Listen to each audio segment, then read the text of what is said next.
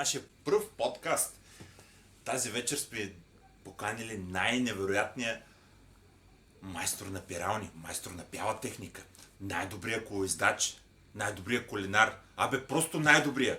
Без него пазара не почва в неделя. Той е страхотен, той е невероятен.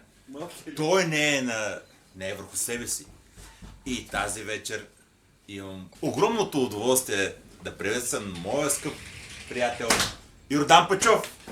Да става. Дачката. Няма нужда да ставаш. Тясно е, не мога. Благодаря. Дака, добре дошъл. Добре заварили, приятно ми е Добре да ви дошъл. срещна. Доста отдавна не сме се виждали, да не знаете, че съм Назрак. известна личност. Знаеш си известна личност? Не за това сме те поканили. Имах малко предизвикателства по пътя за връх. Как беше? Килиманджаро. Не бе, кмета на Раковски, където беше. Карах му един бут, беше си забряла храната, разбираш ли? Той къде се качи от мен? Почти навсякъде. Та се изръсих и паднах и не можах да му предоставя храната. Затова и не сме се виждали толкова дълго време. Добре. Но бута си го изядох, честно казвам. Я разкажи на нашите зрители, ти винаги ли си бил толкова обаятелен? Винаги ли си бил с такова огромно чувство за хумор? Отначало наистина бях много срамежлив. В махалата имахме две момичета, те ме заговаряха, аз бягах. Коя махала? Нашата, където си живеехме, Осило, в Раковски. Къднани от сега. И винаги съм бил малко по-мълчалив, като и в класа, дори от 1 до 13 клас. Когато са ме изпитвали, винаги съм имал затруднения в говора.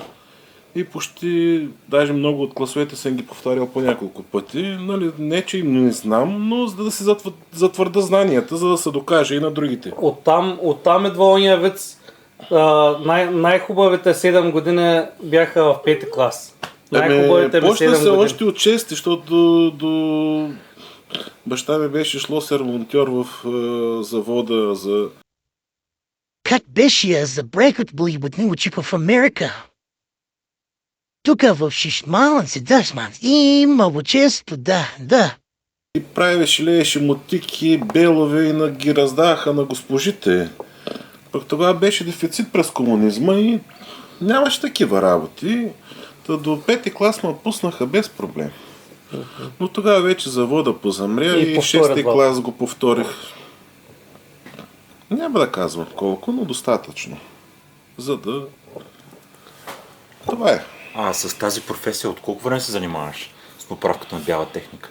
Знаем, че ти си най-добрия, по-добро от тебе няма. Не, аз по принцип това не искам да говорим за най-добрите.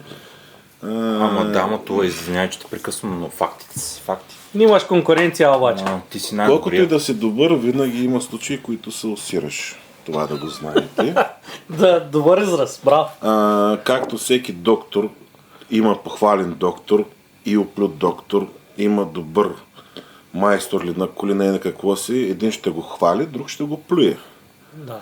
За това, че за хората, които не съм им добър приятел, извинявам се за което, но човек се усира. Колкото и добре да живее, пак се усира. Това да го знаете. Ето го, самият господин, нашият главнокомандващ ББВ, или БРБ, как беше, не го помня. Може би не беше нужно да го казвам, но ще стане реклама.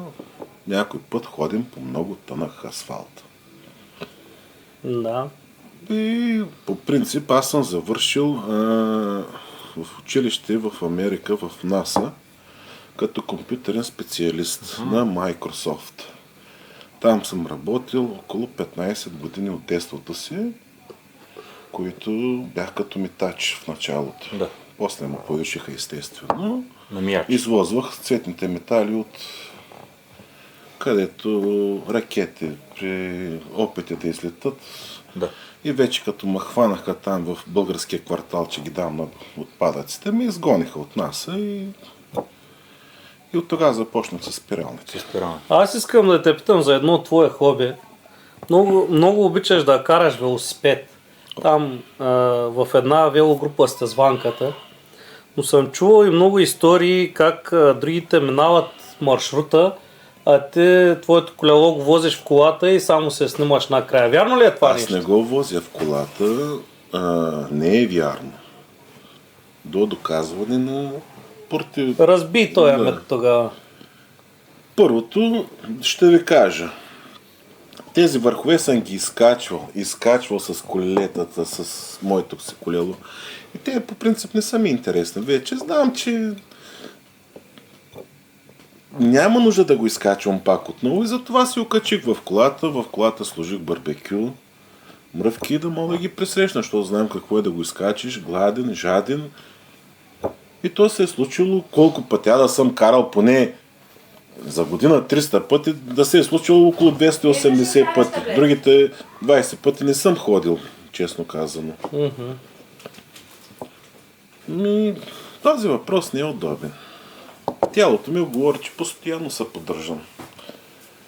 Всеки от Раковски може да всяка сутрин си разкарвам кучето с колелото, с...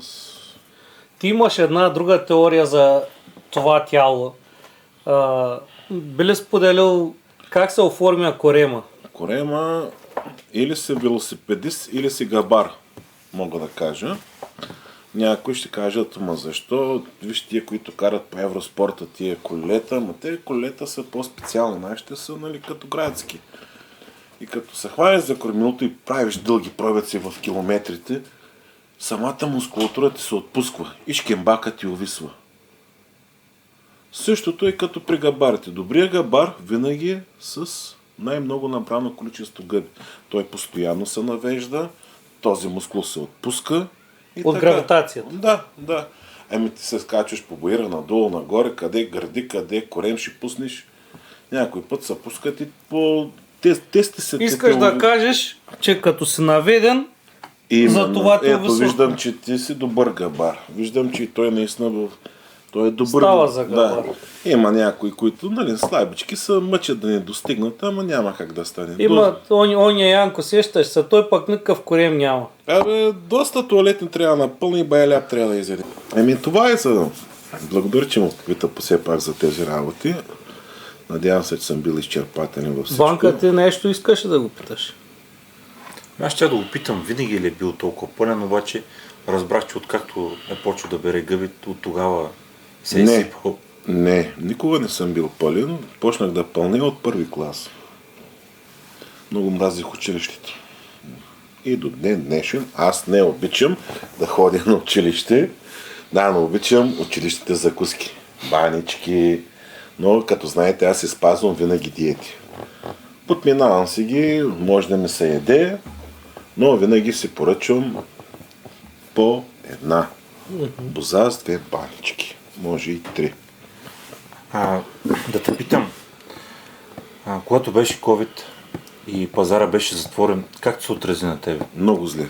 Това е нещо много... На никоя държава, която има такъв пазар с такива добри кебабчета, както на Байкачу, на Морски и на Винето. Моля се, това е реклама. Така ли? Но това ги Това няма може да го като изрежем, стикер. То го Като няма. Това са това, нали? прякори. Добре. Да, ама повечето хора ги знаят. Да Не си са ги платили, не е да Ще споменават. си платят. Ще си платят. И това наистина беше много гадно, защото все пак... Голям удар е било за теб. Не, ужасно. Ти да не идиш на пазар и да не ядеш кюфтета. Как беше се отразил на килограмите, в смисъл на кантара? Почнах да си правя, в двора ми е голям. И си нареждах Сергий с кебапчина си и си печах кебапчета.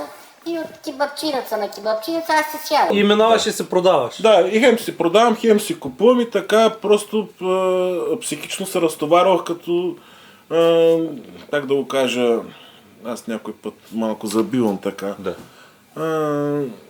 Правя си... Шопинг терапия. Да, една терапия, която си измислих и това поне 2 месеца, 3-4 пазарчета така в неделя си отивам, нареда си чучелата такива, си направя, че са хора, здравей, почерпя, аз отивам, сега почваме да пием и си играех на пазар и на кебапчия.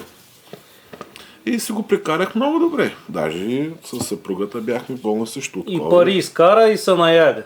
Естествено, да. И продавах, купуваха хората. Ева. Също така знаем, че мисля, че отглеждаш люто чушлет и си най-добрия познавач на лютото.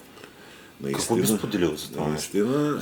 Знае, че все пак не всеки обича люто, не на всеки му понася. Лютото при мен действа като наркотик. Като просто... Като норофен.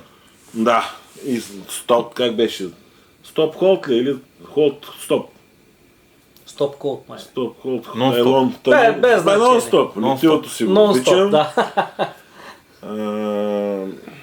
Какво да кажа за него? Най-ми е хубаво да ида на море, в България. Казвам България. Първият ден да изгоря като свиня на плажа, не че не приличам на нея. Като? Да. Като? Да. Аха. И с баджанака да идем в първото шкембеджиница и като си поръчаме по едно шкембе, всеки се взима по една копа люто.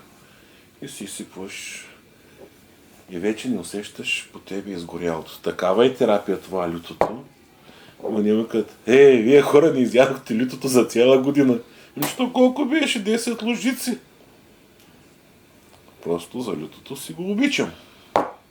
Винаги. Винаги си ям люто. Не ми пречи. Сега чакам всеки някой да ми донесе още по-лютива чушка, отколкото от тия, където... Сега, както се говорим, можеш ли импровизирано да изядеш една люта чушка? Не ми пречи въобще. Сигурен си. Сигурен Ние съм. сме ти приготвили една изненада с ванката. И веднага. Имах си аз да не... Ето, Каролинка, твоята любима Каролина Рипър, която... Ванка. Ужас. Да те видим. Вие сега, Изяш една. наистина като на погребение, по-малко сипвате и давай нещо, няма да ме сипите. Можем да те сипем. Знаеш ли те сипем? Това са наистина от ние, тия чушки дори разбиват камъни в бъбреците. Ванка, дай нещо че друго даже да... и бъбрици разбиват. Камъни в бъбреците ли или бъбреци в камъни? Дай нещо друго да му сипем, че те изпил реквизита преди предаването. Винаги имате по-малко. И чушките ви са малко, както винаги. Само една ли имам право да изям? Колкото искаш, ама покажи е хубаво да се види. Жорка, дай да видим на камерата. Може ли да приближиш? Буркана си я вади. Ето. Този фотоапарат е по-мини от нас, момчета. Така. Скъпото. Пак малко. Малко, но от сърце. Я пък ич. То за теб и много е малко. Кой го е затварял? Дай да ти помогна. Той е залепило. Дай да ти помогна. Любимата ми чушка. Натурална вода. Перфектно.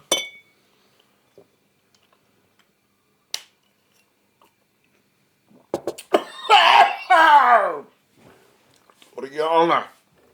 Това е люто. Перфектно люто. Дай да видим сега дали ще те помогне нещо от тези неща. Освен да почна и другите чушлета.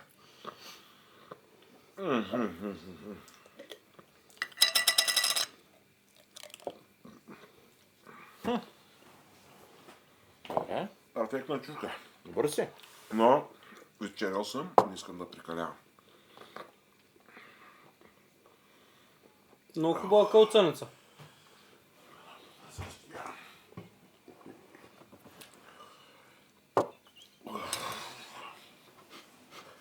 Тая чушка си е бил, приятели.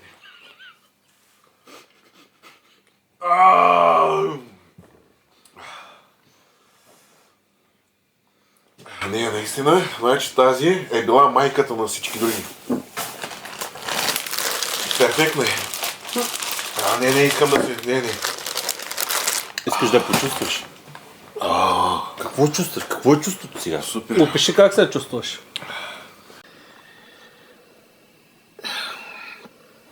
Как се чувствам? Да.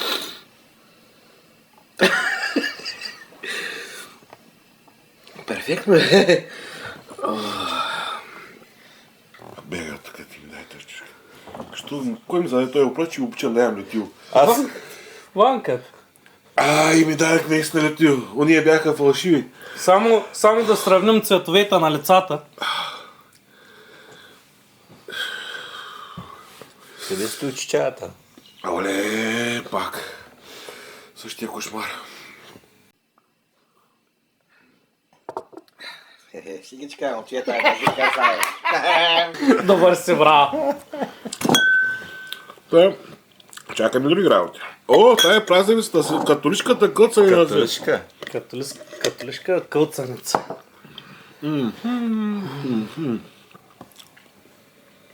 Перфектно. Бая се поизчерви обаче. Мога. Аз съм като хамелеон, може да сменя цветовете. Бодната. И наистина, лютилото си е люто. И се изпоти доста добре. На морето се изпотявам още повече. Така, продължаваме нататък. Ти си домакина и те казваш. Шегувам се, ти си госта. Не това. Разкажи историята, нека стои, не пречи. Разкажи историята как се здоби с най-скъпото куче в Раковски. Значи, почти всеки го е виждал, като каже каква порода е това куче. То е породисто куче, ама така още не е измислена. Бяхме на това в КАТ на търг за конфискувани класни автомобили. Скъпи автомобили. AMG-та, Ферарита... Премиум автомобили. Винаги. И закупих 2 Rolls-Royce на търга и нямаха да ми върнат 1 милион. И ми върнаха кучето. Дадоха ти кучето за компенсация. Дай, господин, нямам как да Ето не е ли по-ефтино, или? Да ти кажа честно, заслужава си парите. Така ли? А за трюфели ходиш ли с него? Все бяга към летище София и рови с чантите на пасажирите и намира наркотици. Пък и ми ги носи. Норофени. Норофенчета, да. Да. Норофенчета. Страхотно куче. Пробвал ли си го за трюфели? Малко му се отдава. Да седна ли семка. Има още, ако искаш. Не, сега правим предаване, не искам да се излагам. Това са шкембе чорба другия път. За труфеля сме ходили само 12 пъти с него. Доста добре се справя. Вече имаме брокаден за зимата, съм си направил с трюфели. Мариновани. Мариновани, големи, хубави, не някои малки, сега такива. Пак. Брокаден си ги бича. Разкажи какви са любимите ти гъби, които събираш, щом сме на тая тема. Любимите гъби започваме от